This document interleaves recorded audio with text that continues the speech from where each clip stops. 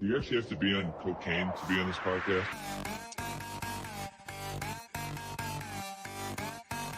It's a great day to be an Wildcat! Cocaine.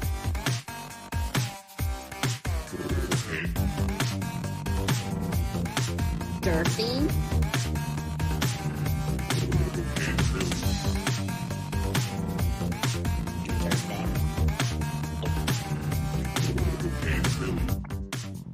What is up, everybody? You're listening to yet another edition of Cocaine Willie. I am your commissioner, Bob Trollsby, as your host. And as always, I'm joined by the good chef, Andre Napier, my trusty sidekick. And tonight we are joined by a special guest, friend of the pod and recurring guest, Joe Tillery, who is taking Fireball Matt's place for this lovely evening, who's gone but not forgotten, and he will be back the next time we have a show. But that dude's working like 14-hour shifts this week, so I do not envy his place right now. But Joe, Chef, how are y'all doing tonight? He's gone but not forgotten. We got Chef Audio. This is a hot start, baby. We're ready. I'm doing great. Joe's looking good. Bob's looking good. We're here to celebrate, really. Yeah. Cocaine Willie's back. We're down one member, but we got Joe. Maybe an upgrade. Not Matt. I'm just kidding. People are saying. the streets are talking. Streets are talking. I'm just listening. That's all it is. Joe, how are you doing? You're in the midst of some travel, it sounds like. We were out of town this weekend for a wedding, and then conveniently there's another wedding this next weekend. So it's been wedding season in my area, but I'm doing good, man. R.I.P. Fireball Matt, not gone, has not been forgotten. He will eventually return. Like a phoenix. As you can see, yeah, he rises from the ashes for real. So I'm not in my normal setup. You know, I got the AirPods in, so my audio's a little trashy. It's on me, but I appreciate you guys letting me kick it with the boys 2 times, baby. Recurring guest. We're back. And you mentioned a phoenix rising from the ashes, and I feel like that's an apt metaphor for K-State men's basketball this offseason with the transfer portal and how Coach Tang and this staff have really attacked the portal to address some very critical needs. And maybe some spots where we didn't know they were needs because we had a mass exodus in the portal at the same time. But maybe that's a good thing in retrospect, because K-State had an incredibly important visitor this past weekend in Coleman Hawkins, who's transferring in from Illinois. He's one of those guys who was in that NBA draft process, kind of testing the waters, dipping his toes in the water, seeing maybe can I make it, can I not? He averages, I think, around 12.1 points per game, something like that. Definitely a great role player, the kind of guy that could be an incredibly important asset to Coach Tang in the 2024-25 season. And shout out to 3MA. They had Brad Underwood on this week as well. And listening to his interview with them, he mentioned Coleman Hawkins as one of the most important pieces of this Illinois team that made a relatively deep tournament run, I think, to the Elite Eight this past season. So where you stand with the Coleman Hawkins watch? I mean, he's clearly trolling Hunter Dickinson on Twitter. He's already my favorite if he commits. And if he doesn't commit, I'm going to be a little upset about it at this point, because I think he's doing whatever he can to endear himself to the fan base. Yeah, I mean, I think you're spot on with that. You know, it's interesting because, well, you see him dunk on Iowa State fans on Twitter. You see him getting into it with Hunter Dickinson. It's like, all right, this dude's got to be a cat. I mean, what are we doing? But, I mean, you love the player as is. Like, you know the type of ability he is. He's coming back from the NBA draft process, kind of, you know, most likely would have been a late second-round guy from the sound of it, you know, somewhere in the 40-50 range. But I'm stoked he's coming back, first of all, to college basketball. College basketball is better with Coleman Hawkins in it. And the idea that he could be wearing a purple jersey next year playing for K-State, like, that's a personality that I think we all need. Like, K-State has had dogs. They've had absolute dudes that are, you know, going to bat, doing their thing. And they've had some of the bigger personality dudes occasionally. But, like, this is the type of guy that's, like, all of college basketball listens if Coleman Hawkins talks.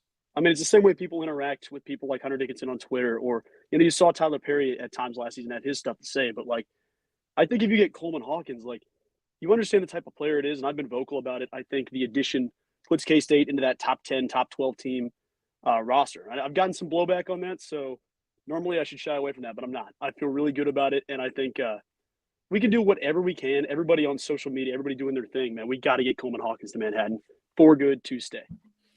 Yeah, no doubt. It's Bob called him a role player. He's beyond that. It's a star if you add a Coleman Hawkins to the squad. I mean, we've added pieces recently before him. Ugana Ontienso. I mean, an absolute stud in his own right. And you pair We him. haven't gotten a chance to talk about We haven't got to talk about him, we but talked about him too.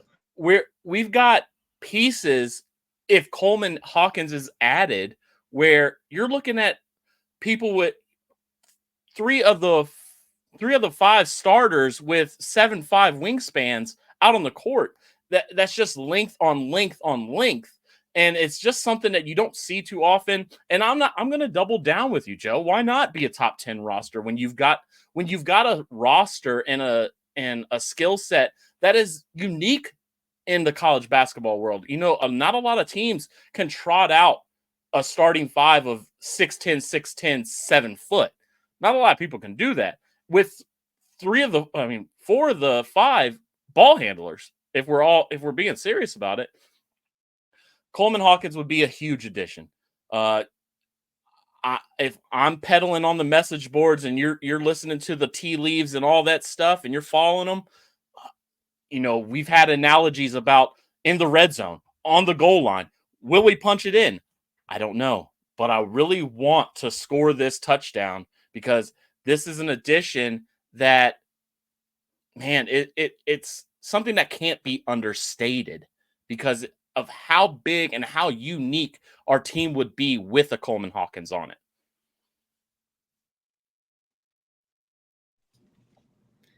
Go ahead, Joe. Sorry, my bad. I caught you at the same time. It's tougher for me to mute and unmute on the old phone setup, but I'm making it work. Yeah, I think you're spot on, man. I'm stoked to see it. And how many teams would be pissed off having 2 dudes 6'9" or taller in the starting 5 trying to play against that? That'd be awful for every other Big 12 team. There's, Kansas's roster, Baylor's roster, Houston's roster. That is a unique mismatch over a lot of teams, regardless of talent, size, skill. All of those dudes matter. I mean, Doug McDaniel's our lone short king. Can we say that? I mean, 5'11" probably doesn't qualify as a short king, but in college basketball, it's where we're at. Also, shout out to the short kings out there that are short kings. No disrespect to my guys out there, but it is absolutely ridiculous to see the length. But I feel like the staff has just made it their mission to upgrade. So, I mean, getting Coleman Hawkins is an upgrade over just about anybody in the country for a lot of different teams. So if you can seal the deal, we got to punch this thing in. I don't care if we have to go fullback dive to get in there. Whatever we have to do, we got to get in the end zone here. And just Jackson that shit right into the end zone. You have we never got to do that. I don't mind what it is. Whatever has to happen. Yeah, I mean, the staff is absolutely, to use a term that we needed in the 2022 Elite 8 run and that to get to the Final Four, this team rebounded. The staff rebounded. And I mean, I would be first one to go out there and say I was in a little bit of a panic mode when we were getting into, late May, early June, and, the staff hadn't really solidified the roster like we thought it was going to happen in that time frame. But it's a total rebound, an absolute rebound from the staff. I mean, I can't short them any time or any ability that they've put in to get this roster to where we're talking their top 15, top 10 kind of talent. And another thing that we have to talk about with this roster, if Coleman Hawkins gets on there, shout out to my boy Scott McFarland, Scott Wildcat on Twitter. You have to follow him. The defense is going to be something that it could be a hit or miss. It could be a hit or miss, but if this staff does what they can to exploit the length and the ability of this team, harken back to that Baylor zone. With a length like this, you run a 2-3 zone, you got those big bodies down there. It's going to be a nightmare to try to even get the ball inside. So, man, there's so many possibilities, and the what ifs are going, to foster in my brain and fester in there every night until something happens. Well, I do feel like you bring up a great point about the defense, but what did this staff also do with this past season's team defensively? They did a good job to shore up that team defensively to make sure that they could make up for some of the lack of offensive production by trying to clamp down on teams defensively. So I think it may not be a perfect product, but I think that if this coaching staff really wants to test their mettle a little bit, they are going to get tested a little bit by hey, you're going to have to mold this into a better defensive team potentially if they're not great, right off the bat. I think you can also add something in that. I mean, it hasn't slipped through the cracks. It's not something that's been undervalued, but having the team you have, the starting five you have on paper. Say you land Coleman Hawkins, he's going in the starting five. And like we mentioned, you're going to have a Chore, Coleman Hawkins, and Ugana Onyenso. I don't know the exact pronunciation, but you're going to have all three of those guys on the court. Kind of the engine in the offense to me, or in the defense, excuse me, having David Gasson to plug in for any of those three positions and go to bat. Hey, we need more rebounding, Dave. Get in there for, a Chore at the 4. Toss him out there as a 5, as a small ball 5. Like, his defense, his ability, his rebounding capability adds all those three dudes. Like, it adds, stamina stats and, rebounding stats and different things to each of those guys. Having him be able to plug in if, say Coleman Hawkins gets foul happy and has 3 in the first half. Like, you can toss Dave out there and rotate him to any of those spots. So he really is complimentary at this point. So that's one that, shouldn't go understated, I would say. You're absolutely talking my language.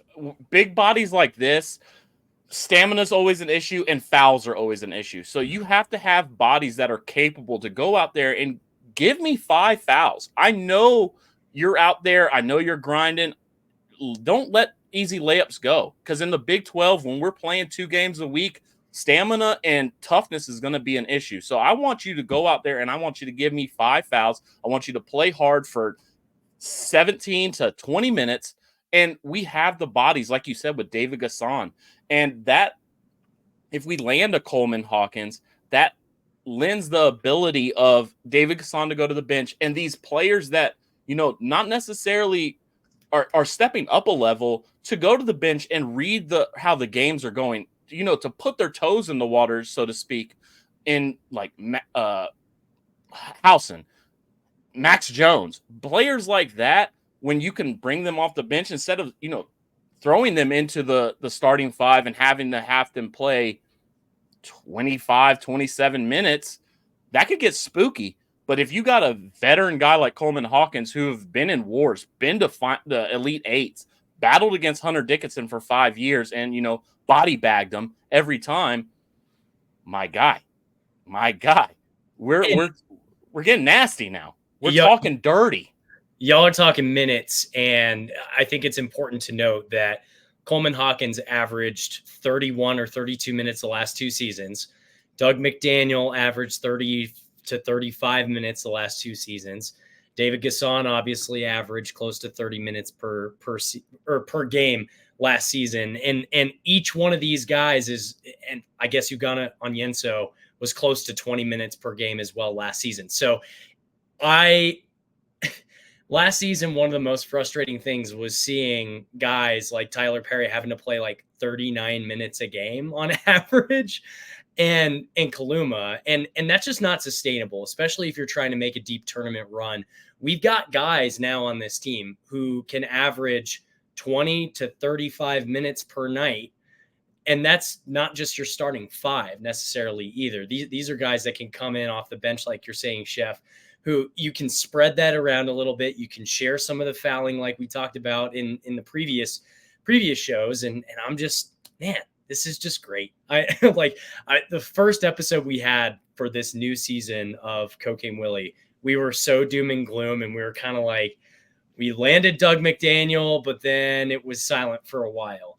But we just gotta trust Tang. You gotta let this staff cook and get guys like Coleman Hawkins on campus. And maybe he is the right fit. Who knows? We'll see.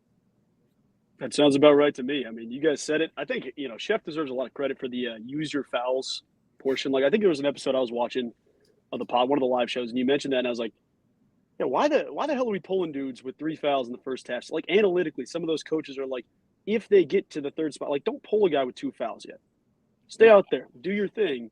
It's silly, because if you watch any Big 12 basketball game ever, the team, the opposing team and our team are going to be in the double bonus with 10 minutes left in the game. Who cares if you're fouling? They're getting free throws anyway. Start hacking. Quit letting the easy layups go. You cannot afford to let any easy layups go, especially if you're going. We're recruiting this roster to be, let's be honest, 10 deep. This is a 10 deep roster. Some of these guys are going to want to play. And you got bodies out there that can go out there and foul and get rebounds. A foul with as bad of free throw shooters as most college players are, the analytics just, I don't know it because I'm a dummy, but the math just has to add up eventually, where if you're fouling, the odds of you getting away with just a point or no points on the other end, it's got to add up eventually. Yeah. Maybe I'm just bad at math. I don't know. I don't know. Not a Chef, math pod. Not a math pod. Not a math pod. Chef, I do have a question for you. So one of the things we've chatted about the last couple of podcasts is you don't want to go after low efficiency guys, and you always reference Cam Carter as being kind of a low efficiency guy. He was a green lighter. With the transfer portal class that's incoming, how do you feel about the efficiency of the guys that are coming in compared to the baseline, which is what, last year's team? Yeah, I mean, for me, and I'm sure Joe feels the same way, when Tang was talking last year, you could just kind of feel like when he says that Cam Carter has the green light, he has got to be a bucket getter, that's not a good sign. And no offense to Cam Carter, because I had all the faith in the world that he could go out there and get like 17 points a game. He could do it. But the problem is when you give the guy a green light and he wants to, his light is the at the end of the tunnel is the NBA, that boy's going to chuck. And when they're chucking and they're inefficient, it just dampens the team, because college is a team game. It's not the NBA where you could go roll the ball out to LeBron and tell him to go get 30 and, facilitate everybody else. Cam Carter can't do that, especially when Tyler Perry's our point guard. He's a 2 guard. In all honesty, he needs to have somebody facilitate him the ball. So when you have Cam Carter doing that, it's not good. But this team, I feel, is built a little different because CJ Jones is built in the same frame as Cam Carter, but he's not going to put up those banana shot attempts. I just don't feel like he's gonna. And then you're playing so much bigger that when you play bigger in college basketball, that means more passes inside, more cuts, more lobs, more things like that. Those are high efficiency things. And when you have a facilitator like Doug, that's a point guard. That's the Marquise Noel role, where you're facilitating off of that, and Doug McDaniels can go get his if he has to, if things break down. So that's where I'm at, because the efficiency numbers for Cam to just have a guy that's a green lighter, I don't like that. I don't like it, but I think this team is built a little different. What do you think? I think you're right on the money. I also think with Cam, and this is something we'll all probably see this year, that kind of supports that argument as well. His role had never been that prior. And I'm not saying you have to do something the previous year to do something the next year. That's how improvement works. Like Cam took his jump in certain areas, but obviously the issue with that is when you uptick everything. So if you're going to score 15, you're touching the ball more, you're making more decisions versus the previous year, you're, the 5th guy in the starting lineup, and hey, you're going to give effort, you're going to hustle, you're going to try to get the energy up. His role was previously not to be that guy that took over the games when he's out there with Keys, when he's out there with Keontae. The season after that, it's like, we were in a little bit of trouble because it's like, Cam, if you don't step up, this team isn't going to win. I mean, that's the way we're looking at it. You're going to need Kaluma, Art, TP to go off. If you don't, probably not going to win the game. Yep. With this team this year, you look at both Tyler Perry and Cam Carter's minutes last year. They were both over 34, 35. I'm just pulling this off the top of my head, so I could be wrong there. But TP was like a top 5 minutes player in the nation because of all the overtime games on top of how much time they already played. But you look at those two, you won't necessarily need that. I mean, Tang uses his guys to their fullest ability. Like, you had that with Keontae and Keys the year before. But I would expect you to see Doug out there 35 minutes or so, 34 minutes or so, 33. And there's going to be one of those guys in the front court. If it's Coleman Hawkins, he'll be at that 32-ish mark. But you don't have to rely on that.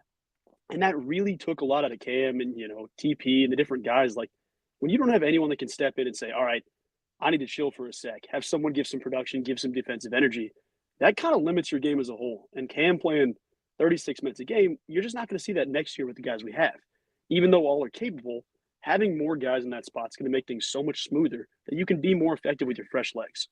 And that's perfect, because Cam, the role that you were saying the 2 years prior, he was like you said, the 5th starter, but realistically, Desi was more of the offensive guy. And when Cam got subbed out, it was Desi that came in.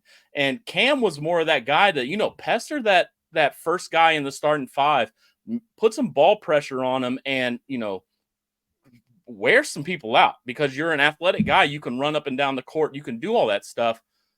Be a pester on defense. Now I'm going to ask you to, you are the best scorer on the team. That is just a crazy jump to make. And I'm sure he could make it. I'm sure he did. He put up good numbers. Realistically, if you don't look at the efficiency, if you just look at the raw stats, my boy, he's a bucket getter, but to an extent. And if that hurts the team, that's not a good thing. Can I ask you guys a super quick question on that topic, kind of? Yeah. I love it. It's early. We haven't seen anybody play basketball for this team yet, with the exception of a couple guys. That's a role that I'm really interested in. Doesn't have to be Cam from his junior year where he's in there for 35 minutes, but maybe the previous one where he's your defensive stopper. Hey, we need a guy to go get a stop, go be aggressive, get a foul, whatever the case is. It doesn't have to be in the front court. It could be a big guy, whatever the case is. Usually it's a guy that you can sub out there. Hey, I can guard 1 through 4. Your center is kind of a different argument, but 1 through 4, you can do whatever. If you had to pick somebody right now, it's, June, super early, who on this team that you've seen in the portal, which of these guys would be your go-to guy for that specific role?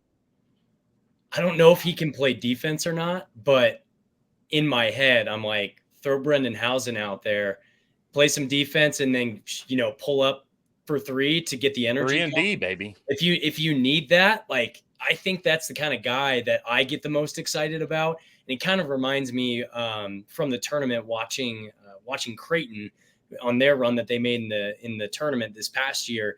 They have a guy who's like the most annoying white punchable face kind of guy that they throw him out there. He plays defense. He's like pinching your love handles and shit on the basketball court to try to keep you annoyed. And then he just deep from 3 every single time. And I'm going to find his name while Chef gives his answer. He better not pinch my love handles out there because, we start that pinching game. I'll start doing some other stuff. I think it's Ryan Ashworth is his name. That sounds like a adds up. Yeah. That adds up. For me, I feel like CJ Jones is just built for that. I feel like he is a guy that can go 1 through 3. He can play good, solid defense. He's athletic, dreads, aesthetically. He looks like a good basketball player. But realistically, David Gasson was the best defensive player we had. And it wasn't even really close. Perimeter defense, superb. Interior, at the rim, he was blocking shots. The thing about David is if he's not included on the offensive end, the way he was last year, I feel like he's so much better because if he's not having to isolate and at the end of the shot clock having to make a decision, I feel like that's a lot less energy that he has to use. Set some screens, be there for a putback or, a wide open layup because he's so good around the rim. It's crazy the English that he puts on the ball. The layup package is, top 10. My boy David Gasson can finish. That makes him so much the efficiency thing we get back to. He's so much more of a well-rounded player when he's not having to make his own shot because at Virginia Tech, he was kind of a 3. He kind of put the ball on the court a couple times, but he's just not that guy. And I think he's grown a little bit. If he's the defensive stopper, because I believe in him, maybe not the point guard, but on the edge, on the perimeter, man, my guy David Gasson was a dog with Absolutely. 2 W's. Dog, 2 W's, baby. Dog. I think both those are great answers. I think I'm kind of leaning towards the CJ Jones train right now. Yeah. That being said, he's such a good decision maker of the basketball that I almost wonder if how much he's done that in the past takes away a little bit from his defense. Like how much he's adjusted to the offensive side of the ball and the decision making and stuff like that is going to change his identity. That being said, Doug McDaniel is going to make most of your decisions.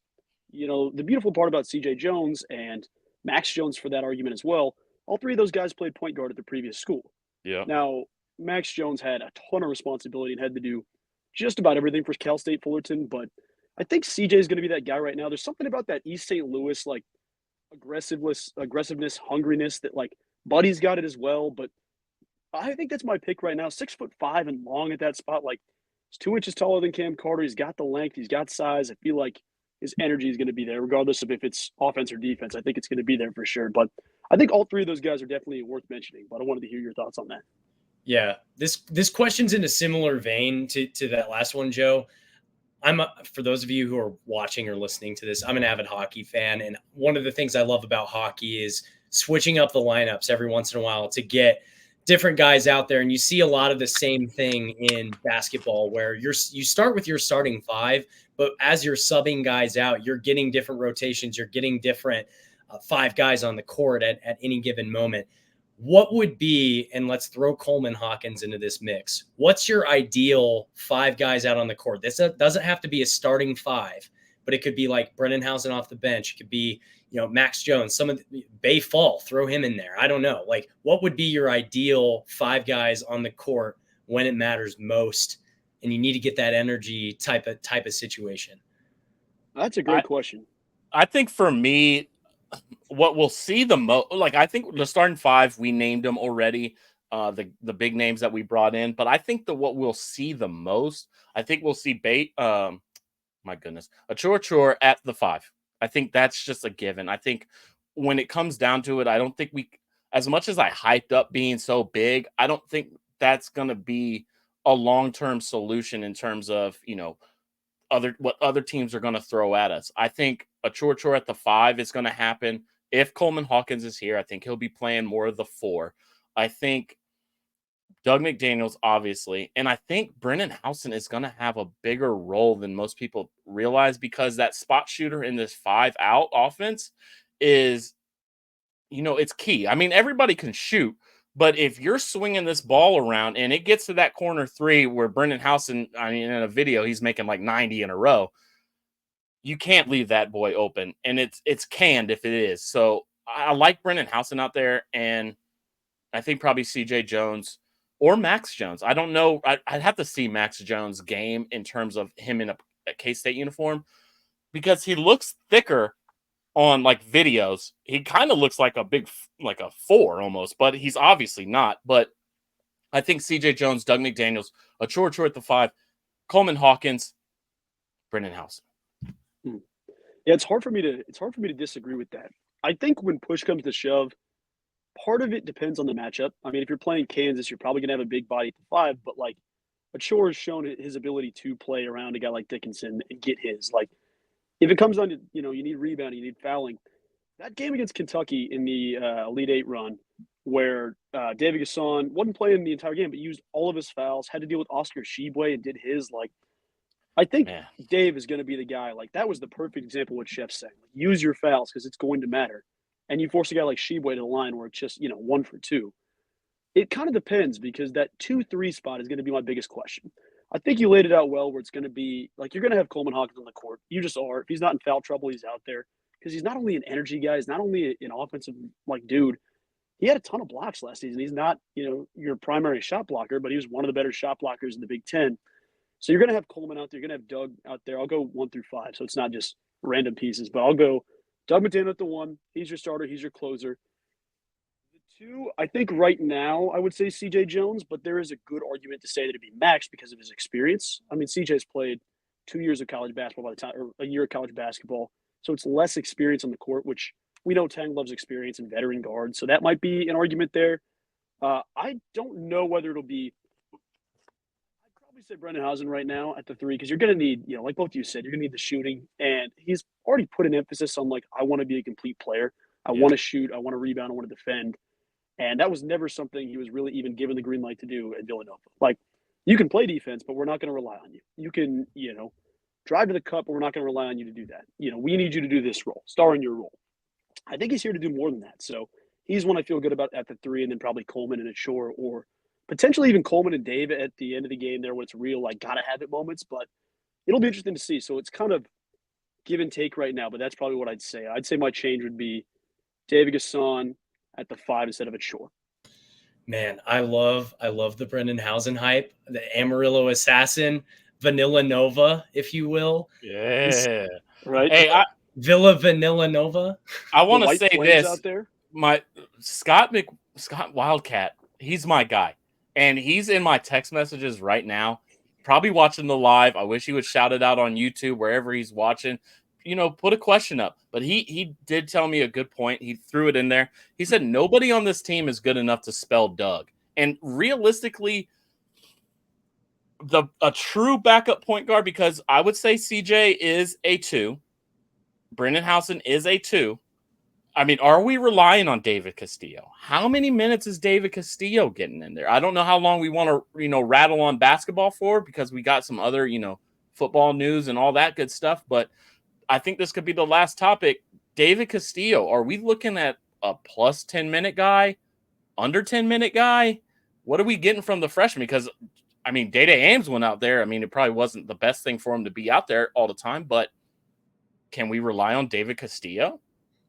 I think in an ideal world, he's getting 10 plus minutes, just because, again, you're spreading out a lot of the minutes across the team because you have so much depth that you're able to do that. You have that luxury.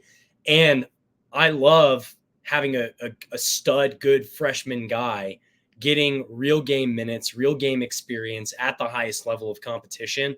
So he's set up for success in the future, assuming we can keep him around, which is an open question. I mean, I think that's also fair to say with this staff. You want to try to keep good talent around, because we also don't have much of a track record of that outside of David Gasson, who has a super senior season where we're able to keep him around for that. But I would love to see 10 to 15 minutes from David Castillo any given night. I think that'd be great.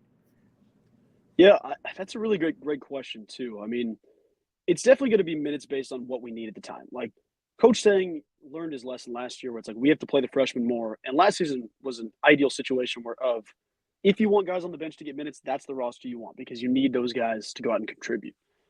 David Castillo has the ability to be an impact freshman. He does. It is going to depend on what they need at the time, because there's a world where I see him jumping in at the 2 and rotating in with CJ Jones and Max Jones, whatever the case is. But more often than not, it's going to be about who you pair him with out there. They're not going to throw him to the fire the same way sometimes Dede Ames had to be. And Dede lived up to that sometimes, and sometimes he didn't. Who would you put alongside him, what I think is going to be the bigger question down the stretch? But shoot, man, I think he's going to be an impact guy that probably goes 8 to 12 minutes is my guess, just because I think the staff knows what they have there. But there's something different about the kid where he doesn't feel like a kid that's like, I played 8 minutes my freshman year, I need to go somewhere else. And I know that's such a general statement considering the era of the transfer portal we live in, but I thought kind of the same thing about Dede. I thought that was the ideal Jerome Tang type guy. But I think David Castillo is going to surprise a lot of people and have more minutes than we think. Like, could he be an 8 to 12 minute guy? Could he even push towards that 15, 16 minutes?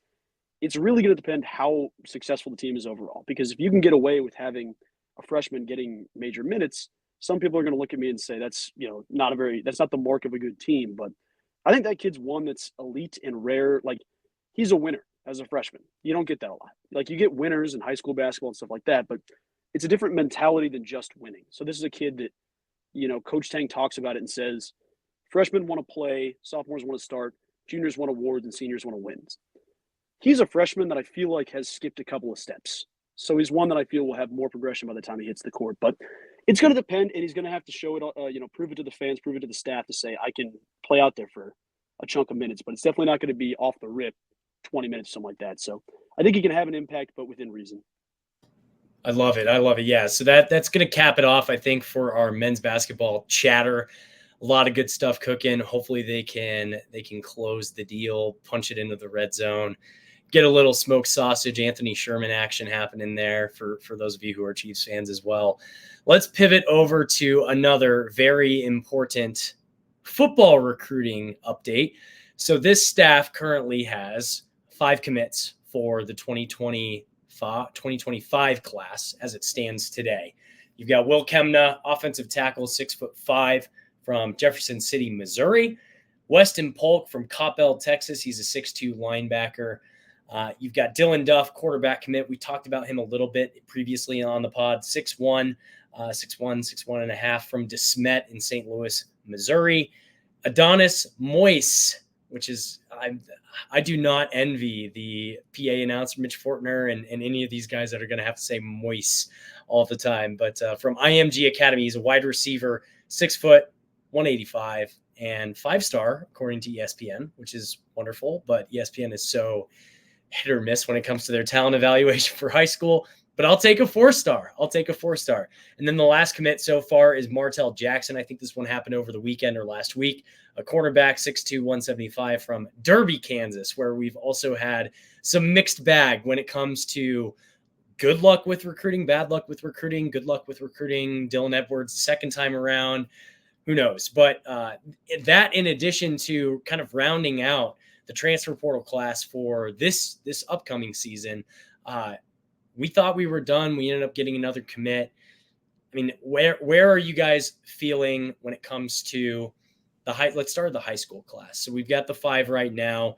Adonis Moyes is obviously the latest addition, and then Martell Jackson, the penultimate one prior to that. What do you think about those 2 additions? How do you think they fit in with this class, and what excites you about those guys? Well, I'm super pumped. I think that the class is small. It's 5 guys, but it is also not like most of our visit weekends have just happened like recently. Yeah, I was going to say it's early, so Yeah. it's tough to judge everything there. Like you'll see, I think Texas Tech has like 10 different kids in their class or 13 different kids already. And the thing that I've thought about most, it says more about Kansas State than it does about the players, but the guys you go after, there's a reason they jump so high in the ranking services the second they get, okay, Martell Jackson, I think is the kid's last name. So Martell Jackson's unranked on 247 Sports. Same thing with the linebacker from Texas, Weston Polk. Neither were ranked on 3. They get it, and then 2 days later, I think Martell Jackson's now a 3-star kid, top 1,000 or something just outside, somewhere in there. Yep. But K-State knows what they have in their ceilings. Like, they don't look for, okay, what is this kid going to do right now? Like, they understand that some of this progression is going to take a minute. Gus Hawkins is a good example of that. K-State offered him, and it was like, man, is this like the first guy we're going for? Are we not looking for guys down the road a little bit further? And then he ends up, at the time, getting to K-State, he's a 4-star kid, 290, looks like an absolute beast.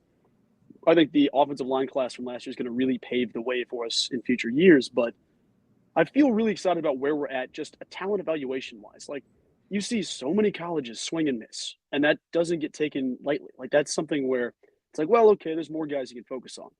K-State isn't just going to give offers out like a lot of schools do. People sometimes throw darts and hope they stick, but Adonis Moyes, I'll start there.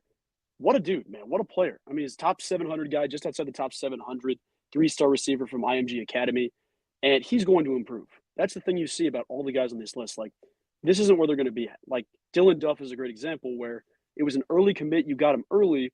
Then a couple weeks later, he gets invited to the regional Elite 11. A couple weeks later, people are writing about him potentially being the next 4-star in the next ratings update alongside a couple other Big 12 quarterback commits. But the staff does such a good job of identifying talent at the high school level, and that's what makes a successful program. So I feel good about the guys we've added.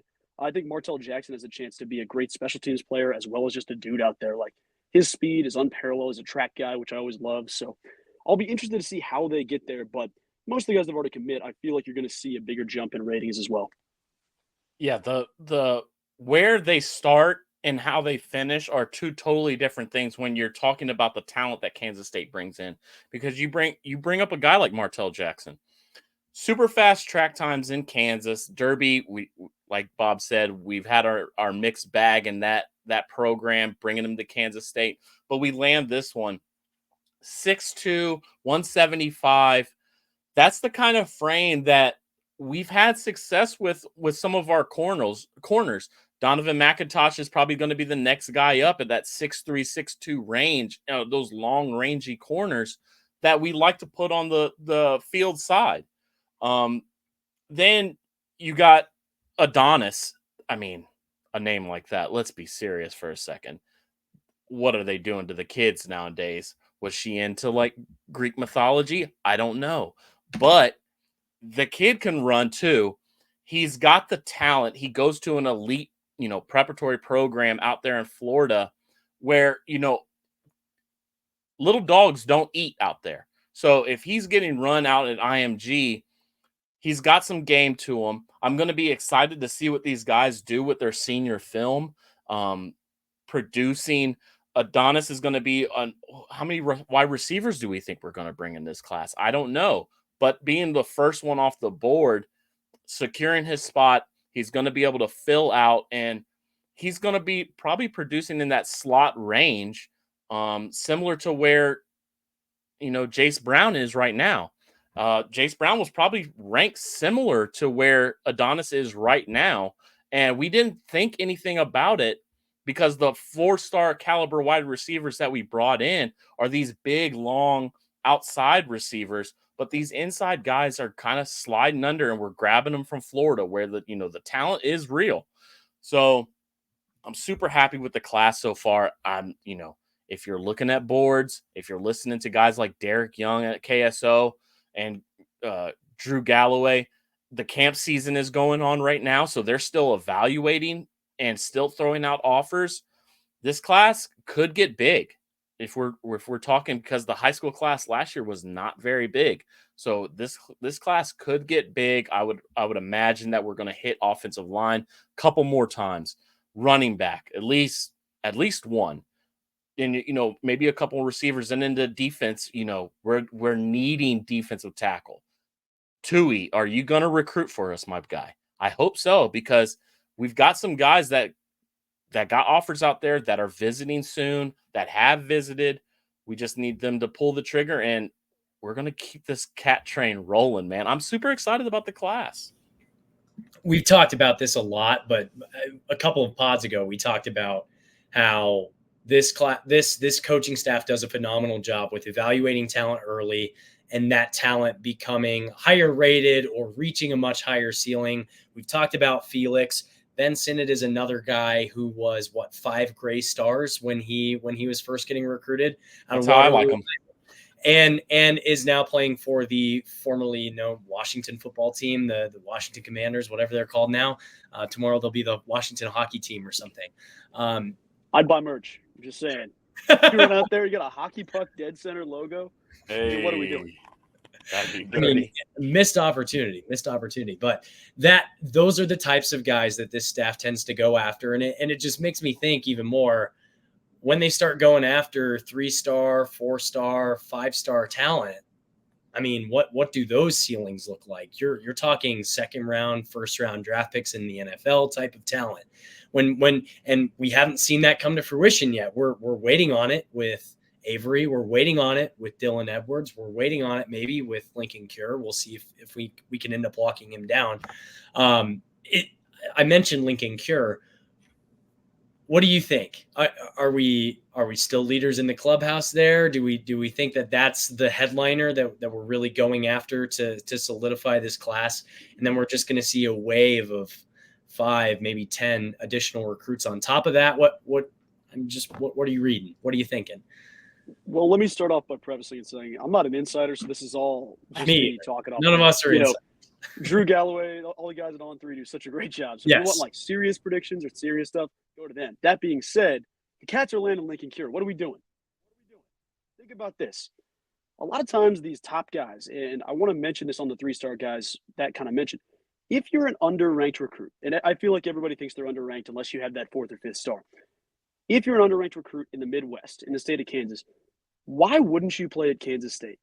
Think about that. You develop an unranked kid, like both Felix and Ben Sinnott, in the first and the second round, easy. If those dudes go out and have incredible careers, Felix Big 12 Lineman of the Year, or Big 12 Defensive Player of the Year, you have so much success with guys that aren't getting the looks. Jace Brown, an underranked guy that steps out of not nowhere. He's in the state of Florida where there's a ton of talent, but onto the field, at least in the sense you weren't expecting an immediate return on Jace Brown.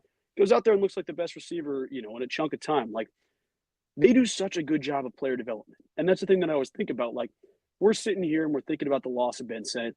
Guys, I feel pretty damn good about Garrett Oakley and the guys behind him in that room. Not saying he'll be Ben Sinnott immediately, but not even getting into Andrew Metzger and exactly Will Ancio.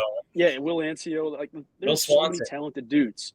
I thought it was a great quote from Brian LePack and talked about how he looked like a mid-major March Madness upset team with all these 6'6", 6'5" white dudes. Thought that was pretty funny. But, man, it's hilarious to see that because, like, why would you go anywhere else, first of all, as an underranked guy? Now, Lincoln Kure, it's a different recruitment. He's a 5-star guy. He's got that ability. I mean, you have offers from everybody nationwide. But in seeing how the kid handles himself, seeing how he talks, how he acts, how he does his things, like, this recruitment feels so much more like the way Avery Johnson's did, where everybody's going to be nervous until you see him post a committed picture with him wearing the purple, But the thing that I think hasn't been represented enough, Dylan Edwards plays a huge part in the recruitment. Dylan Edwards plays a huge part. Like, the kid transferred to K-State.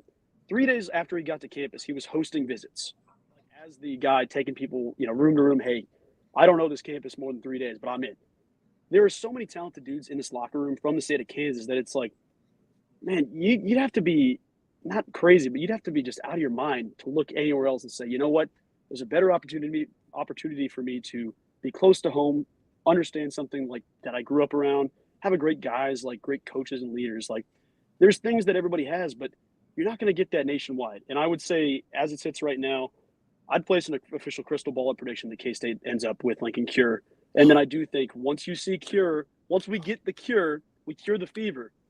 Casey's going to have 10 to 12 new dudes jump in. I think that he's the guy that says, all right, fellas, the ship's here. Everybody get on, or we're moving. We got to go. And I think you're going to see 10 to 12 guys like that jump behind him. I think you're correct. I mean, honestly, I think we're probably going to be nailing guys. Pause. I think we're going to be getting guys, throughout the process of all June and probably into July and stuff. But what you're talking about with like the Kansas guys and what's the thought process of leaving and stuff? I'm okay with, some of these guys leaving. I was okay in my head. I'm okay with Dylan Edwards going to Colorado and Notre Dame and however that saga went. Because we have a guy on the staff, Taylor Bratt. He's not leaving these guys alone. As soon if they commit or whatever, he's got such a repertoire with the Kansas kid, and he's such a Kansas brand that these guys don't forget Taylor Bratt. And the recruitment never stops. So when the transfer portal opens up, Dylan Edwards, it was a no-brainer that he goes back to Kansas State. These guys from these Midwest towns that are, big, and they leave and they come back because of guys like Taylor Bratt, because of the family that we have at Kansas State. I'll tell you what, the recruiting, to hammer it home, the 3-star guys and wanting more talent and more talent and more talent, these guys on this staff are such diamonds in the rough finders that anybody that they find with size, with a pulse, I have all the faith in the world that they're going to be able to turn these guys into uber talented guys. I was just on an Ohio State podcast. Shout out to, the best damn pod in the land, where we're talking about Will Howard and going to Ohio State and having more talent than he's ever had. That's true. But when you're lining up as a team and you've been developed, at a certain point, you're going to be just as talented as some of those guys because you've put in the work. You bleed just like they bleed. You run fast just like they run fast. The talent at Kansas State can be produced. It's just we got to give them a little bit of time, and I'm just so happy with what they're doing. Chidi Obiazor, guys like that. I mean, he's playing basketball in Minnesota, for God's sake, and we find him, and now he's a 6'5", 285 defensive tackle D end. I mean, we don't have guys like that fall out on Kansas State's lap all the time, but we have to produce them, and that's what this staff can do. And that's in the portal too. We're never going to forget, and we're always going to recruit. So Kansas kids, leave, take your little, what do they call it in the Amish community? Rumspringa? Take your little Rumspringa out to Stanford. I'm talking to you, Babaloa. Take it out there in Palo Alto. You'll be back. We're always going to be here, baby. The Amish community, we're going to be here for you. Have fun in the ACC. Yes, indeed. Joe, you were going to say something. Yeah, I was also just going to jump in. I think we've all kind of touched around it too, but at some point, like Bill Snyder made a living off JUCO guys and underranked guys, under-recruited guys with a chip on their shoulder.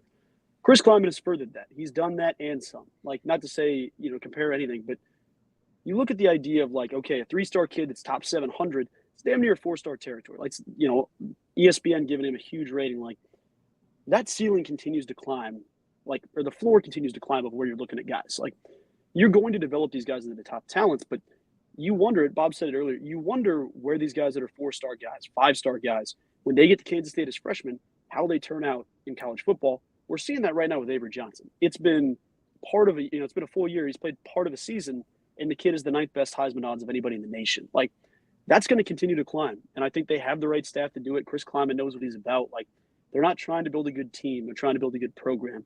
And guys like Lincoln Kure can make that just like come in waves, man. And you can get all these great things happening around him. So I definitely think we're right up to bat with that one. And they learned a tough lesson in 2020. I think they recruited some guys who were maybe bad for the culture. And from everything we've gathered, they kind of led some of them out to pasture and said, hey, you're not the right fit for this program. And really every single recruiting class since then, for the most part, there have been some misses there. And I think if you look back on 2020's recruiting class, maybe 2021, there are some guys that have fallen by the wayside and have left the program. For the most part, you get these core guys in at K-State, they're going to stick around for at least 2 to 3, if not 4 years, all 4 years. And then they finish up on senior night or as a junior and graduating.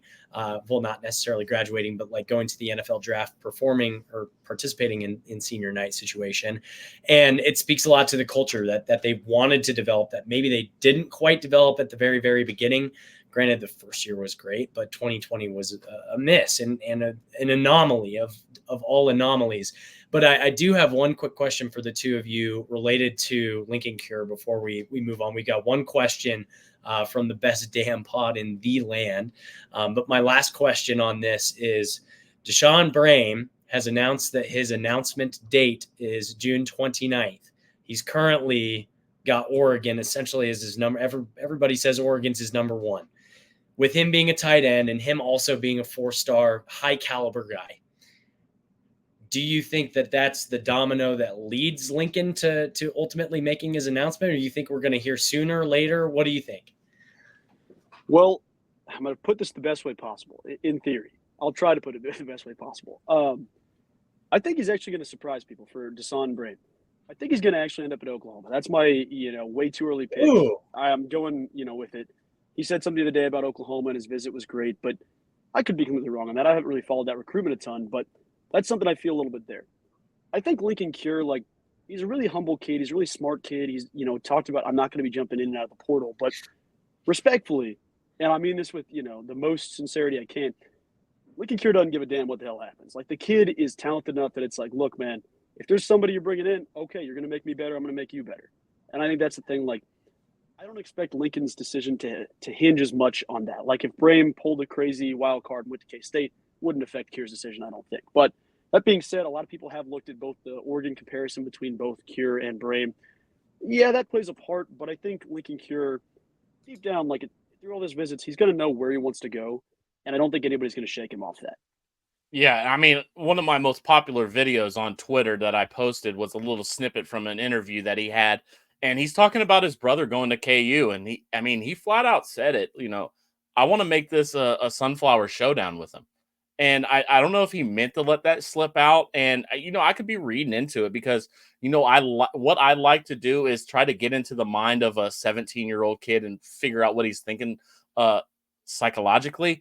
But it's never really worked out. But in this case, like Joe was saying, the guy's built different. And whether Brame goes to Oregon, I think Lincoln wants to take his visits, and I think he'll take his visits, and then he'll announce on his own terms. And I think if the staff is doing what they got to do, they're going to just keep on saying the right things, exactly what he wants to hear, and what they're going to provide for him, because that's what this staff does. I don't know if I've ever heard anybody from the K-State family or whatever, or a former player or anything, say that this staff lied to me.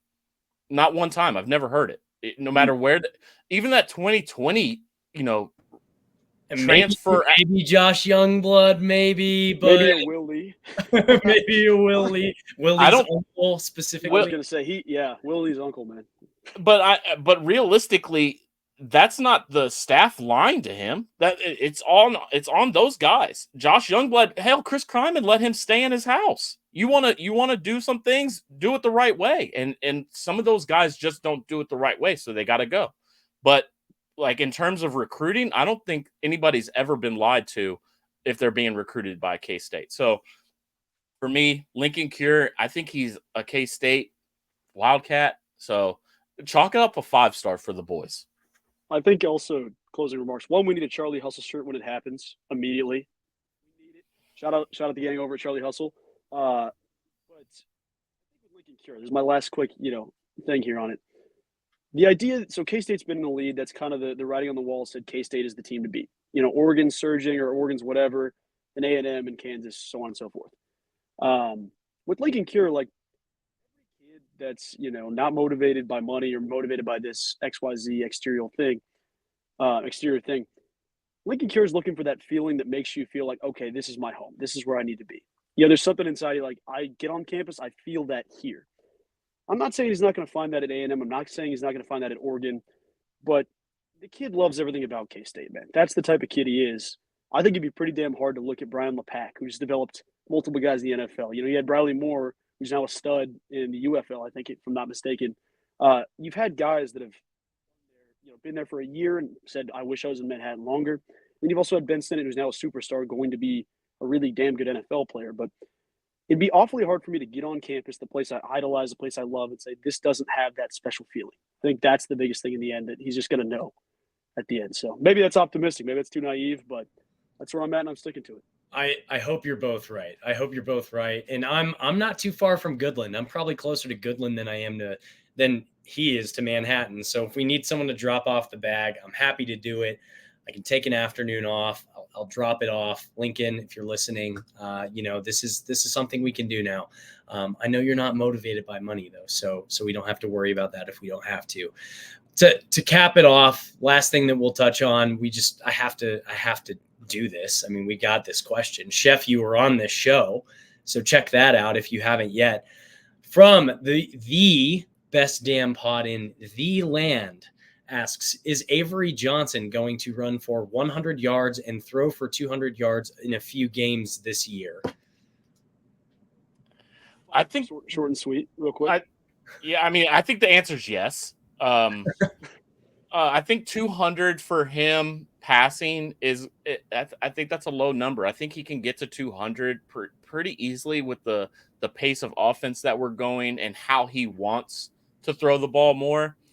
The question is 100 yards rushing. I mean, he's obviously the athlete that can get it done. We've seen that last year. He can get into the end zone. He can run the ball. Will he have the opportunities to run for that 100 yards is the question.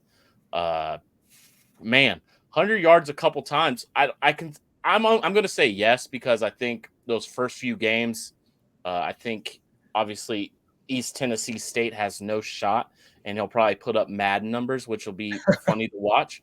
And then, KU, my God, he might do some scary things, all the shit they've been talking. I have a very specific prediction. I think I like that. So the Arizona game is early in the season. That's really the first good true test of this team. And as we've gathered from the last few seasons, it always takes the offensive line a few games to really gel and solidify. And I think that might be kind of similar to a couple of games we've seen early in the season previously, where maybe there's some more edge rushing happening. Maybe they're getting past the offensive line and breaking up that pocket in a way where Avery's having to scramble a lot more and get more yards on the ground, as opposed to, design runs. I don't think it's going to happen with design runs necessarily, but I think that Arizona game would be a good opportunity, because he's going to want to air it out. He's going to want to throw the ball, but I think there's going to be enough broken pocket situations, and that might be the first real game where the offensive line looks a little dicey, but also will kind of help them gel and show them what flaws they need to work on and improve on for Big 12 conference play, considering that's a non-conference game. So I think it will happen, and I think it will happen in the Arizona game. I like that. It's specific. You're right on it. I would say yes, first of all. I think realistically, there's going to be a game. Hear me out this full comment. There's going to be a game when he goes off. I mean, there's going to be multiple games where he goes off. There's going to be a game when he throws for 3 bills through the air and only rushes for like 87 yards. But that's 387 all-purpose yards, whatever the case is. There's going to also be a game on the inverse of that where he throws for, sub 100 or maybe 120, and then he goes off for 200 rushing yards. Like, the talent is there wherever you need it. And there's going to be a game like Colorado where Colorado's defense, folks, I mean, this isn't the first time it's been said, but they can't. I'd be worried about them playing like Lawrence Free State. Like that's the realistic, Hey. thing we're talking about. Any of those, any Bestie EKL Lions. School, yeah, I was gonna say any EKL school up there, in Kansas City area is putting up, 350 total offensive yards on him if we're not careful. But there's going to be a game where he goes off through the air. There's going to be a game when he goes off on the ground. It's just inevitable. I mean, Adrian Martinez had games where, threw for 300 yards at Texas in that loss and also ran for, 200 yards against Oklahoma in that win. So you'll have a little bit of both, but I really think that stat line is going to be about there, where he's in that 80 rushing yard-ish a game. I mean, that's probably the estimation I have just because it's going to be not easy to consistently get there, but I think he'll probably be in that 250 range passing yard for the majority of K-State's games. And Bob, you made a good point about the Heisman moment. I was also on for our college huddle channel. I was on a Heisman show about the Heisman odds and how Avery's the top, odds on favorite to win the Heisman from the Big 12. Yep. And I was saying that outside of the Heisman moments, he's going to have an opportunity to play some of those guys that are also up there. But for him to keep up, the team's going to have to win, obviously. And he's going to have to put up some numbers. And mind you, this is his first year starting. But I think the way it's configured around him, this is his team. The offense is him, so to speak. I mean, he's got, a workhorse in DJ Giddens, and he's got outside weapons. We've all hammered home what he has to do. And you made a good point, Bob, about the offensive line. But for him to keep that going, he's going to have to put up numbers. And Will Howard's numbers were, good passing, and he had some good rushing games. I think UCF, he had 100-plus rushing yards and 200 yards passing. So if Will Howard can do it, no offense to Will Howard because he's a great quarterback, but Avery Johnson is on a different level as an athlete. So to put it in perspective, the guy is faster than Will Howard, can throw better than, the last few quarterbacks that we've had. It's just about getting the experience. And I think once he gets his feet wet, like you said, the launch point might be Arizona. So my guy, multiple games. I'm going to say 3 over 202 and then 100 yards rushing. So bang, bang, 3 of them. All right. And I apologize to any Lawrence High fans or alumni. Lawrence High is the Chesty Lions. Lawrence Free State is the Firebirds or something like that. Yeah. I don't know. I'm from Wichita, so I never had to interact with Lawrence schools. So there we are. But Lawrence Free State till like midway through college. There was an EKL guy through and through up there in Kansas City. There we go. Graham Mertz actually. No, go ahead. Class below me up at North. Hey. So just watched a lot of him. Now it's kind of wild seeing him do what he's doing in Florida. I kind of thought he'd have more immediate success. Maybe it's unfair of me to say, but saw him recently working with Avery Johnson, their quarterbacks coach, up at Blue Valley North in Kansas City. So you can see that on Instagram occasionally. Kind of interesting. Oh yeah, love that. Well, Joe, thank you a ton for joining the show tonight. Let the people know where to find you. You're like famous YouTube guy, K-State famous YouTube guy, right up there with John Kurtz. So plug that and plug whatever else you want to plug if you got other pods or other appearances that you're doing. Well, thank you, first of all. I'm I'm on YouTube. Joe Tillery, you can find me on YouTube. It's just me talking ball about the Cats. But you can also find me on Twitter. I think it's Tillery_Joe. But, man, I'm just so stoked to be here with the pod, to be here with you guys on the pod, to be here with, Kurtz. There's a lot of great people in K-State, K-State media doing their thing. And it's like, I just want to see, I just want to talk ball with the boys. Shout out Greg Olson one time saying that the other day. Talking sports with the boys is always the way to go. So, man, thank you guys for all you guys do. I'm stoked watching the episodes and tuning in. So shout out to the Coke heads out there as well. You guys keep killing it and doing your thing. And at Tillery_Joe on Twitter, I believe, is where they can find you on that social media app, X, whatever. I don't know, whatever the fuck you want to call it. Right. All right. With that, for all of us here at Cocaine Willie, thanks for listening and watching. Be sure to check out the College Huddle as well at thecollegehuddle.com and follow them on social media at College Huddle. You can follow Cocaine Willie at Cocaine Willie on YouTube, TikTok, Twitter, Instagram, all the things. And then you can follow us individually. I'm at Bob Trollsby. Chef is at Chef Andre Napier, and Fireball Matt, who is gone but not forgotten and will be back soon, at Matt Marchesini. Chef. Man, get over that illness, Matt. Cocaine's a hell of a drug, baby. We are all Coke and no joke. Wildcat country. Let's fucking ride, baby. Let's ride. Let's ride.